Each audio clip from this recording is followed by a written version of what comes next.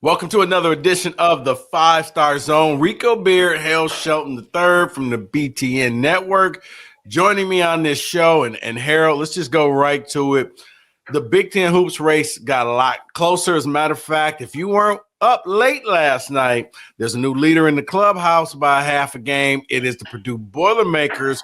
Purdue handles their business on the road at Iowa. They get it done, win by 9 points. Michigan State, who had a 2-game lead, went 0 for LA, or somebody put LLA because of the 2 losses. First 2-game losing streak of the season. Spartans are now sitting behind the Purdue Boilermakers. I want to talk a little bit about Michigan State. I just got to get some stuff on my chest. By the way, Harold, how you doing? I'm good. I'm good. I feel like we'll be like-minded here, but yeah, please go ahead. I think that Eric Musselman, the USC coach, may have cracked the code. Michigan State had deficiencies. People would ask me, and I'm like, hey, they don't have a go-to guy, but they're deep. USC said, here's what we're going to do. We're not going to play zone, but we're not going to check you up close. Shoot all the threes that you want. And it's almost like the John Beilein way of defense. We're going to send everybody back. We're not gonna try to let you run. You can have the rebounds. You can have all that stuff. You're not going to run against us. And we don't think you can hit 3-pointers. So there's really no need to guard you there. I'm guarding you, but it's kind of like the old playground self-check. I don't got to be up on you because you're going to do something stupid. Now, the stupid stuff really came at the UCLA game, but it was a lot of unforced turnovers in both games, poor 3-point shooting. And for the USC game, they never had the lead. They could never get over the hump. What's today? Wednesday? When they played UCLA that night, I don't know when you're going to be watching this. State jumps out to an early lead. It's 12-5. And then Izzo did something that it's almost like a knee-jerk reaction. He just made an automatic substitution. And I'm like, oh, my God, why? Your starters are playing well. You're hitting 3-pointers. Jaden Akins is feeling himself, and he sat him on the bench. Akins was never really the same. He made some shots late in the game, but the confidence that you saw, it wasn't there. But what you did see, 15 turnovers, and Harold, the most unforced turnovers. This wasn't Baylor back in the day. This wasn't Texas Tech back in the day where they would have the lockdown clan. This wasn't Virginia back in the day where they would play such great. This was literally UCLA had to be thinking, oh, my God, are these guys high? Are they hungover? Like, they're just throwing the ball out of bounds. They're just not missing each other. And it's just like so careless with the ball with the 5 for 22 3-point shooting. And they still had a chance to win late in the game and found a way to lose it because they don't have a go-to guy, because Jackson Kohler gets a rebound and doesn't know what to do with it. So why don't I just walk with the ball and travel? And and 2 games in a row, within a minute left in the game, a shot clock violation, totally inexcusable. They had, against UCLA, they actually had a chance to steal that one. They weren't the better team. They could have stole it. USC never had a chance, and they were never in. They weren't the better team in either one of those road games, and it's not like I see either one of those teams being world beaters, especially when USC, the very next game, loses to Northwestern, minus a player. Anyway, I'm done. Go ahead. No, I mean, I agree with a lot of what you said. And, it looks like if they can't run, they can't score. We talked previously about Michigan State leading the country in fast break points. And, they're up to around 18 or 19 per game. But if you look in the 2 LA games, they had 9 against UCLA. They had 9 against USC. And so you look at the overall points, 64 against USC and 61 against UCLA. So like you said, we're not sending anybody to glass. We're going to send everybody back. We're going to pack the paint. We're going to let you shoot from 3. We're going to go under every screen and see what you can do with that. And clearly, they couldn't make enough shots to do that. I think, like you said, also another thing, a lot of times when the defense plays well, they're getting turnovers and then they're allowing, that to turn into offense. Right. But they only forced 4 turnovers against UCLA. And then they got outscored 19-4. You only give up 63 points in the game, but 19 of them came off of a lot of those careless turnovers. And, we talked about the transition 3 that UCLA got that kind of felt like a dagger at the time, where Michigan State looked like they were getting control. They miss a shot. Cohen Carr tries to save it, basically starts the fast break the other way. And it's a guy wide open for 3. And Harold, don't get me wrong. He could have just went and dunked it. There was nobody over there. He chose business decision. He said, I'm going to go for a 3. But he could have died. He could have went straight to the rim. But go ahead. Mm-hmm. I'm sorry. Yeah, but I mean, you wonder if we'll see this, going forward. Is this, we talk about it being copycat sport and all that. You know what? The heck with the rebounding stuff. If you get defensive rebound, so be it. Go play in the half court, because I don't think you can score in the half court. And I do wonder if we'll see more of that. And I think that's where you miss Jace Richardson. Izzo said he was hurt and didn't practice all weekends, USC. I don't know how much I buy that. Okay, real quick. And I may be in the minority for this. I don't see the Jace love that everybody sees. I don't see he's a first round NBA selection. Well, this is why the NBA is such a bad league to begin with, because I'll get into that later. But last night, you missed threes. Everybody missed threes. Jace missed layups. He missed drives to the basket. He missed and one opportunities getting the old-fashioned threes. And this was before Booker knocked him out the game. So I get it, but he's streaky. Holloman is everybody is streaky. You don't get anything consistent from them. And last night, all 4 of your point guards really kind of disappeared for pretty much most of the game. No, I would agree with that. I just think they could have used him when it got late, and you're like, dang, where's the ball going to go? And he's a guy who's at least shown, you know what, I can at least get to the foul line. And maybe there was something there where, even though he was 0 for 6 from the field, he at least got to the free throw line a few times. But, him only playing 16 minutes kind of took away one of those options where if you are packing the paint, he is at least shown he can make threes. He doesn't shoot that many, but he has made them when he shot them. But they clearly need another option, another go-to scorer when the hits the fan. And, Akins, I thought, played better in this game than he did in the USC game. But the jury's still out on, hey, we need a bucket. Who's it going to be?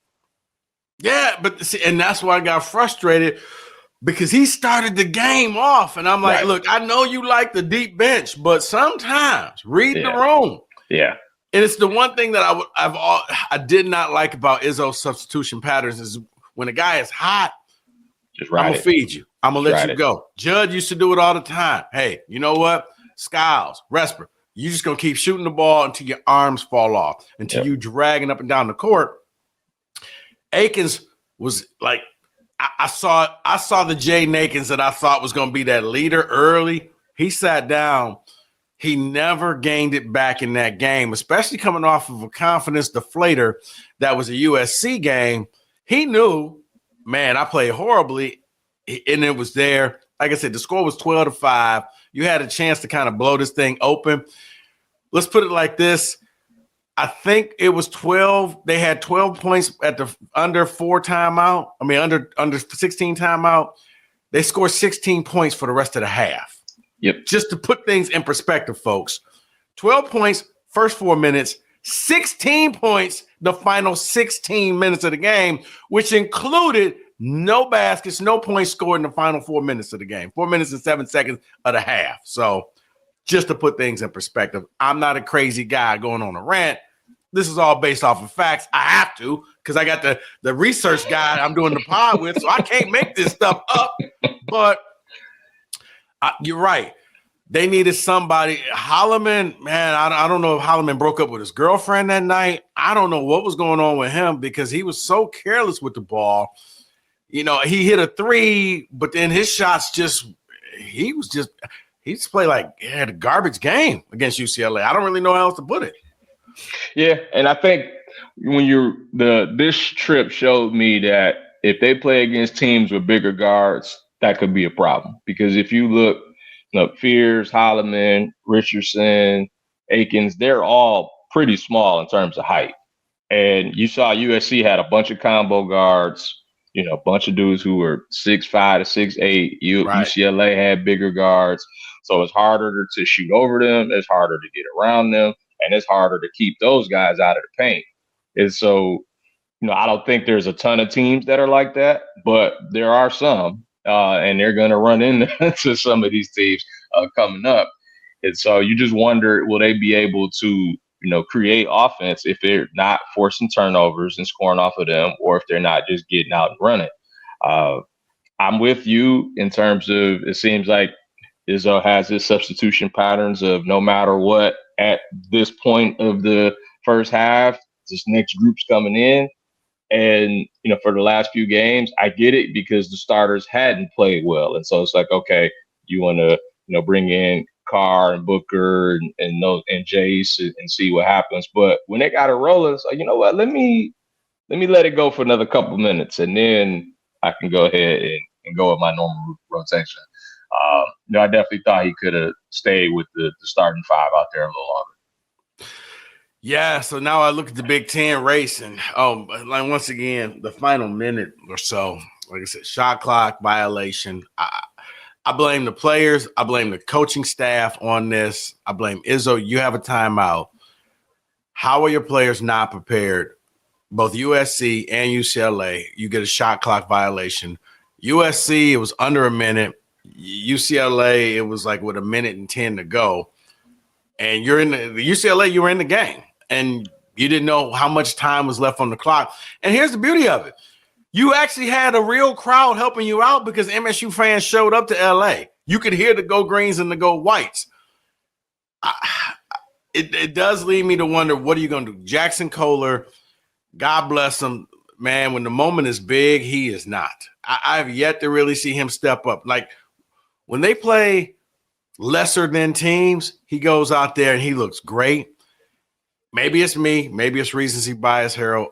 I've yet to see him really step up in a big moment in a big game and really do. I thought he was about to in the UCLA game because all of a sudden he got a couple rebounds and the putbacks. But man, when that final minute and when he missed the shot, I'm like, okay, that's okay.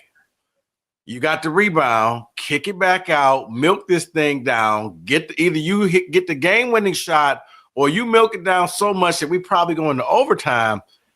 There's really no other way to put it. He panicked and didn't know what to do. Yeah, no, I agree. Like as soon as I didn't mind the first look, like you go to him, he had some confidence. Like you said, he had a putback. It was a couple times where he spun off the dude and drove and got a layup. So it's like, okay, you got a smaller guy on you, see what you could do. I feel like he rushed it the first time. But then once he got it back, it's like, okay, reset, kick it back out, and maybe repost. And then he just kept going into his moves. And it's like, dude, just kick it back out. Like you could tell, right. But you could tell he was sped up. And he just said, I just got to figure out what to do here. And yeah, I think he panicked a little bit. Now, in all fairness, I think Cronin made a big mistake last night as well. He had the big 7-3 guy. And he left him on the bench in the second half. And when he put it on the bench, State got back into the game. And the whole time I'm thinking, where's your big fella? Where's the big fella? Where's the big? Like they had no answer for him. The only thing that really stopped him was he got tired and he started missing his shots. But other than that, he was redirecting shots. When you block Colin Carr twice and Booker, you're doing something. Mm-hmm. So yeah. So now you look at the Big Ten race. As I stated earlier in this thing, Purdue is now the leader. Purdue goes into Iowa 90-81. They had a scare at Indiana. I mean, talk about giving a game away. Indiana had this thing, and it was going to be not just a quality win. It was going to be a win that got you back into the tournament. It was a win that Mike Woodson needed because you was beating your rival at Mackey. And then a funny thing happened in the final minute of the game. Choke. Gag. Purdue made every play. They couldn't make any. And even the final shot, I went back and watched it and I was like, okay, was that blocked or did he just airball that thing? I don't know, but in the end, Indiana loses, Purdue wins. Purdue, in my opinion, right now, if this was a horse race, they've now taken the lead. I don't know if they'll have enough to make it to the end, but Purdue looks like is it fair to say Purdue's the best team in the Big Ten right now? I think right now, I think that's fair to say. We're going to find out a lot about them next week because on the 11th, they go to Michigan, then they come home to go to Wisconsin, and then they go to Michigan State. So they get USC at home on Friday. It's a game that they should win. But after that, we're going to find out a lot about them. They still got Illinois on the road to end the season as well. So they still got some tough games coming up. But like you said, stealing that Indiana game, I think certainly helped things, especially when the next day Michigan State lays that egg at USC. And you're like, oh, this is going to be a race now. And, I mean, there's 6 teams within 2 games. So I think there's a lot of carnage left. I think a lot of people thought that 5 losses might be enough to win this thing, and it certainly looks like that could happen. Right. I mean, Izzo did say that after the Minnesota game. He was like, look, guys, and I told people, like, Michigan State wasn't going to run the table. I just didn't think that they would. I thought they would split out in L.A. I thought they would lose to UCLA. I thought they could beat USC. Maybe Magic Johnson shouldn't go to games. Maybe that's the problem. You know, it could be. Magic. It could be at 0-2. Yeah, Magic, cut a check to your school. Help them out a little bit. You got the money. Quit buying teams. Help out the school NIL package. No, I agree. Like Michigan, Wisconsin kind of hovering around. Michigan, they've learned to live with the turnovers. Vlad Golden is just unstoppable.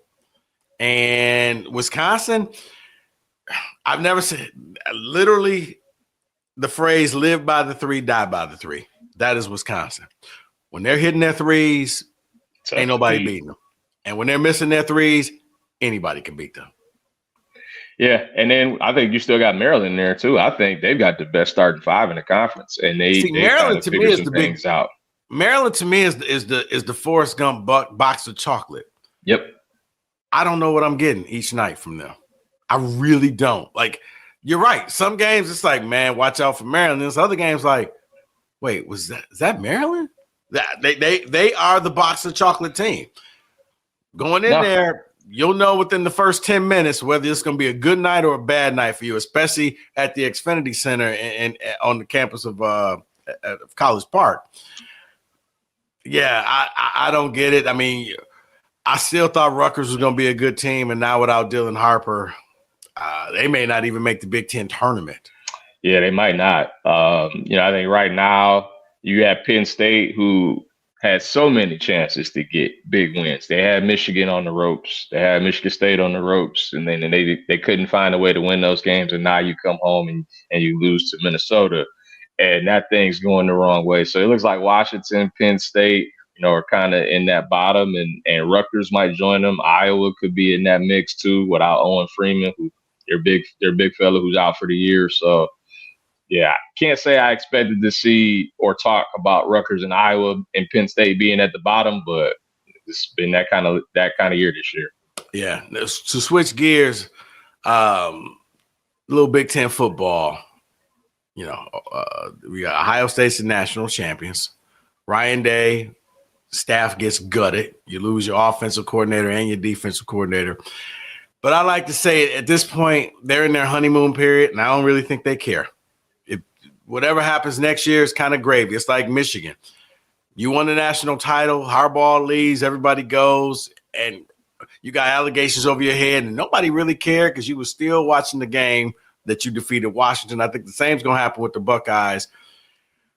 The only problem with them is they constantly, because if you didn't watch the game, trust me, you knew that they had lost to Michigan because everybody kept reminding them all season long, and it almost – they put that game right up there with the championship game. Was like, yeah, you got the championship, but you didn't beat Michigan. It's like, guys, no, they won the Natty.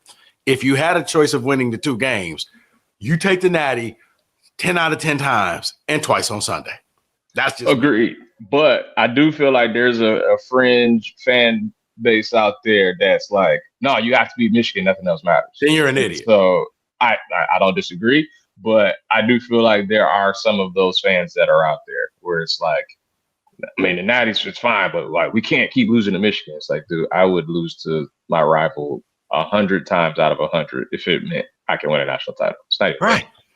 So, but Matt Rule, Nebraska head coach. Harold, I don't know if this is a genius move. I don't know if this is a move that's going to end up getting him fired, but the talk is he's contemplating not having a spring game. And it's not that he doesn't have bodies, because we've seen it at Michigan State with Mel Tucker, and you saw with Jonathan Smith. We don't have enough bodies to have a spring game, but they had some type of a showcase. They're saying, he's like, no, Nebraska was one of the most watched spring games. I feel like everybody is going to poach my players. I'm not going to give you a free tryout to watch what I have, because the portal is open during that time period. How about I just cancel this? We have closed practice. Nobody sees it, including the fans. And at least I'll know that opposing schools can't come in and look at my number 2 receiver or my number 2 quarterback or my number 3 running back and say, hey, you sure you happy there? Because you could start here instead of being on the bench there. I don't know if this is a genius move of things to come by Matt Rule, or is this a paranoid man who this may end up getting him fired? I honestly, I mean, with the calendar being the way it is, I can't really say that I blame him for thinking that way. Just because, at this point in the portal, it's like, I mean, as we saw at Michigan State when Peyton Thorne and Keon Coleman left, like they played in a spring game and then decided to go elsewhere. And so, if there are some younger players out there that you're expecting and they go off, and all of a sudden it's like, hey, we really like this new running back. And, we have all these plans for him and we want to showcase him in the game. And then someone's watching Big Ten Network or clips go out from the game and, other schools are interested. Who's to say that they can't try to poach? And so until something's done about this calendar, I think you're going to see more coaches be more paranoid and just not take any chances and try to keep their roster, especially that late in the game. Like you're already, late April, you're through spring practice at that point. And if you were really relying on a guy and all of a sudden now he's not there and you have to start all over again, I mean, I think that's a big blow. So what's the strategy? Do you play your true freshmen? You only play your stars and you keep your bench players on? How do you do this? Because I'm fans and alum, they want to see the spring game because this is hope for them. And it's like, Wait, you're taking that away from me. How do you combat that? I mean, because let's just go under the they're not going to change the portal. If you're not going to change the portal, do I then just roll out players who are going to be true freshmen, early enrollees, who is a better chance that you're not going to poach them, and I keep my stars to myself? Yeah, and I know a lot of schools recently has kind of gone away from like the actual games and have done more drill related stuff. I don't know if that's the answer. I mean, I know me personally, like I actually like watching the spring games just to see, some of these newer players that have come in or, the guys who sat out a year and are ready to go now. Like I enjoyed seeing that. But if you're trying to protect, your team and make sure no one's leaving, then I wonder if you just try to appease both sides where it's like, okay, we still want the fans to come out and we still want them to see, a practice, and maybe it just turns into a practice instead of a game. I honestly don't know the answer. You know what I think may end up happening? I think maybe they go the route of the NFL Pro Bowl where you put on a show, play a little 7-on-7, tug of war, skills competition type of thing. But you're not going to see actual players out there doing something. Because let's be honest, if you watch the NFL Pro Bowl, you took nothing away from that at all. No, so not at all. Maybe that's the route to go to. So we'll see. Hey, yeah, it might be. I had a stat for you, And now if it may still work out to work this way, but when I saw this, I was like, I'm gonna run this past you. Okay. If I saw this correctly, there's been 3 times that MSU has won, was it 13 in a row? Mm-hmm. 2000 team, the 19 team that went to the Final Four, and this current team. Yeah. I mean, that would all be Final Fours. I would certainly take that. I also thought it was interesting that every year now, these last 5 years, going back to the pre-COVID Cassius, Xavier Tillman, Rocket Watts team that won the Big Ten. If you look at Michigan State in the month of February, 4-4, 5-4, 3-5, 4-3, 4-3, 0-2. Hold on. I got to write that down. Give me that again. That's good. See, I always try to top you. So February, going back to 19. Yep. So they were 4-4 in the year that their last Big Ten title. Then they went 5-4, 3-5, 4-3, 4-3, and now they're 0-2. So the last 5+ seasons, they are 20-21 in the month of February. Oh my God. So they get hot. They kind of find themselves late December, early January. February comes, they hit the skids, and then it seems like right as it turns to March, they kind of figure it back out and re-evolve and try to make a run. So 19, 4-4, 25-4, 21, 3-5, 22, 4-3, 23, 4-3, and 0-2 now. Yep. Okay. And this is why I bring you on for stats just like that. So if you're a Spartan fan, don't freak out. Don't panic. They always suck in February, or at least they're mediocre. Exactly. So, all right, cool. Harold, appreciate your time. We'll get back on probably sometime next week because I'm quite sure at this point, Wisconsin may be in the lead in the Big Ten. So, never know with this league. We'll see what happens. For Harold Sheldon, I'm Rico Beard. Thanks for watching. Keep liking and subscribing to 5 Star Zone. We'll be back next week.